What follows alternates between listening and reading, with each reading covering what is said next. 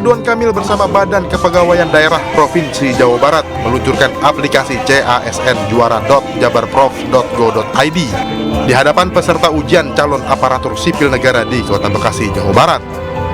Peluncuran aplikasi ini mendapat antusias para peserta ujian karena dapat membantu para peserta dalam mengasah kemampuan untuk mengikuti ujian menjadi ASN. Dengan menyiapkan seleksi PNS yang sangat berkualitas karena dilatih dari awal, ya. Sehingga nanti input yang masuk jutaan itu, ya, bagi yang sering berlatih bersama kami, nanti pasti hasilnya memanen kualitas SDM yang baik. Alhamdulillah ya, dengan adanya tryout CPNS kali ini, mudah-mudahan bisa ngebantu kita yang kemarin-kemarin sulit banget lolos gitu. Mudah-mudahan dengan adanya latihan, banyak-banyak soal, ikhtiar lah gitu, jadi ngebantu kita. Ridwan Kamil berharap dengan diluncurkannya aplikasi ini dapat melatih serta membentuk sumber daya manusia berkualitas yang nantinya akan bekerja di pemerintahan. Dari Bekasi, Jawa Barat, Rahmat Hidayat, iNews melaporkan.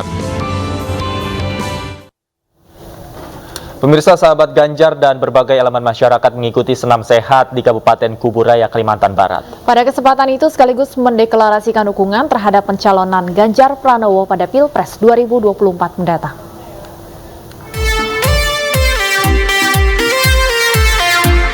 Berbagai elemen masyarakat di Kabupaten Kuburaya, Kalimantan Barat mengikuti senam sehat yang diinisiasi sahabat Ganjar. Selain sebagai ajang silaturahmi antar elemen masyarakat, kegiatan senam sehat juga sangat penting untuk menjaga kebugaran tubuh di tengah pandemi COVID-19.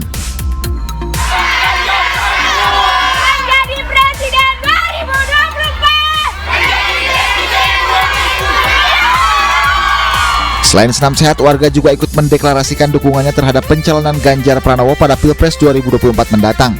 Komunitas buruh juga ikut mendeklarasikan dukungan untuk Ganjar Pranowo Presiden 2024 karena dinilai peduli dengan kesejahteraan buruh. Alhamdulillah kami di Kalimantan Barat, sahabat Ganjar Kalimantan Barat beserta masyarakat memang ingin bersama-sama berjuang mengantarkan Pak Ganjar menjadi Presiden RI. Sangat bagus untuk aktivitas para ibu-ibu juga, biar badan ibu-ibunya juga sehat. Terus kegiatannya juga sangat ramai, kegiatannya juga lancar. Acara ini kemudian diakhiri dengan pembagian souvenir serta door prize untuk peserta senam sehat dan masyarakat yang hadir.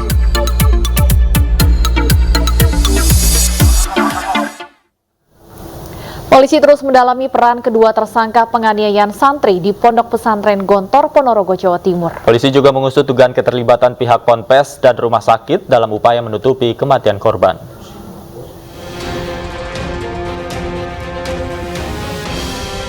Kematian Albar Mahdi, santri Pondok Pesantren Gontor 1 Ponorogo, Jawa Timur, perlahan terungkap. Polisi telah menetapkan dua tersangka yang diduga menganiaya korban hingga tewas. Keduanya merupakan senior korban di Ponpes Gontor. Polisi kini masih mendalami peran kedua tersangka dan mengusut dugaan keterlibatan pihak Ponpes dan rumah sakit. Apakah ikut menutupi kematian korban? Nanti kami akan mengumpulkan alat bukti apakah dua orang tersangka yang ditetapkan ini bisa melibatkan orang lain atau tidak.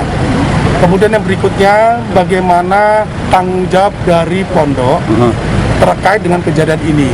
Ini masih berproses dan kami mendengar juga dari pihak keluarga korban akan datang dan kami mungkin akan mengambil keterangan sehingga akan melengkapi proses penyidikan.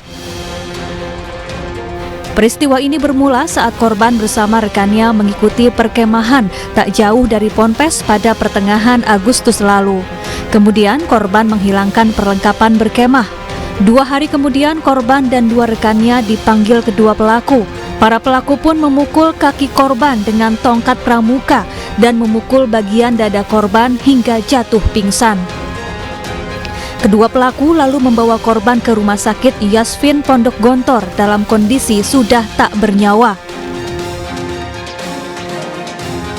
Setelah dibawa ke rumah duka di Palembang, Sumatera Selatan, keluarga korban mencurigai kematian korban. Keluarga melihat sejumlah kejanggalan di tubuh korban. Keluarga korban lalu melaporkan hal ini kepada pihak Ponpes. Namun polisi baru mengusut kecurigaan keluarga korban setelah keluarga korban bercerita kepada pengacara Hotman Paris Hutapea dan kisahnya viral di media sosial.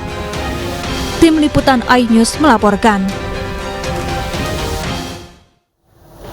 Seorang suami membunuh istrinya sendiri karena cemburu di Karangtengah, Tangerang, Banten. Pelaku kesal karena istrinya tidak pulang selama 3 hari.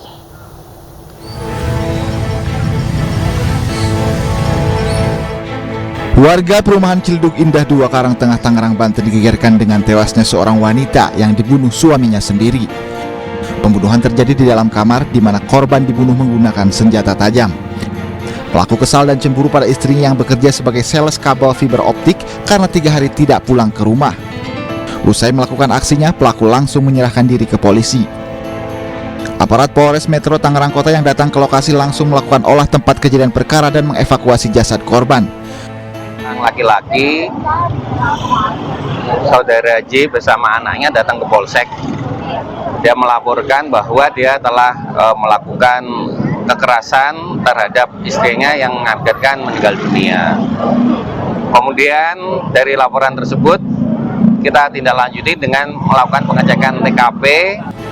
Jasad korban dievakuasi ke Rumah Sakit Umum Daerah Kota Tangerang untuk diotopsi.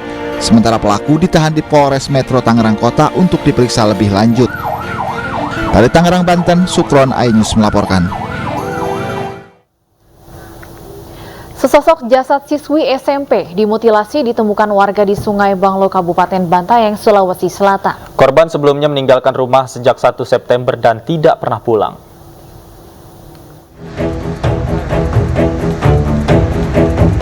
Warga yang tinggal dekat pemandian Ere Merasa di Sungai Bianglo, Kabupaten Bantaeng, Sulawesi Selatan digegerkan dengan penemuan jasad perempuan. Kondisi jasad sangat mengenaskan di mana kedua kaki korban terpisah dari tubuh dan bagian kepala sudah menyisakan tengkorak.